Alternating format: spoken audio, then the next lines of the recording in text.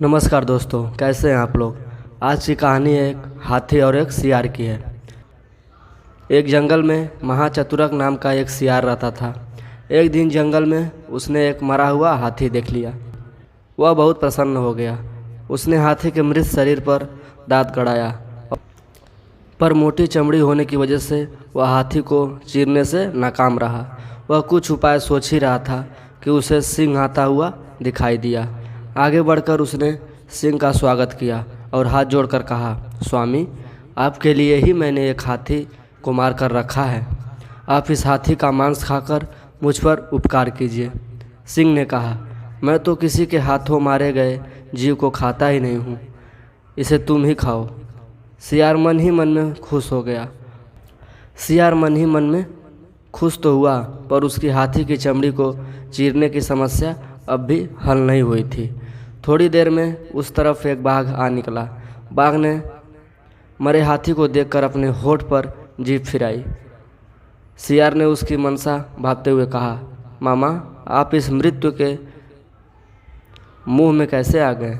सिंह ने इसे मारा है और मुझे इसकी रखवाली करने को कहा गया है। एक बार किसी बाघ ने उनके शिकार को जूठा कर दिया था, तब वे आज तक बाघ जात से नफरत करने लगे। आज तो हाथी को खाने वाले बाघ को वह जरूर मार गिराएंगे। यह सुनते ही बाघ वहाँ से भाग खड़ा हुआ, पर तभी एक चीता आता हुआ दिखाई दिया। सियार ने सोचा कि चीते के दांत तेज होते हैं, कुछ ऐसा करूँ कि यह हाथी की चमड़ी भी फाड़ दे और मांस भी न खाए। उसने चीते से कहा, प्रिय भांजे, इधर कैसे निकले। कुछ भूखे भी दिखाई पड़ रहे हो। सिंह ने इसकी रखवाली मुझे सौंपी है, पर तुम इसमें से कुछ मांस खा सकते हो। मैं जैसे इस सिंह को आता हुआ देखूंगा तुम्हें सूचना दे दूंगा, तुम सरपट भाग जाना।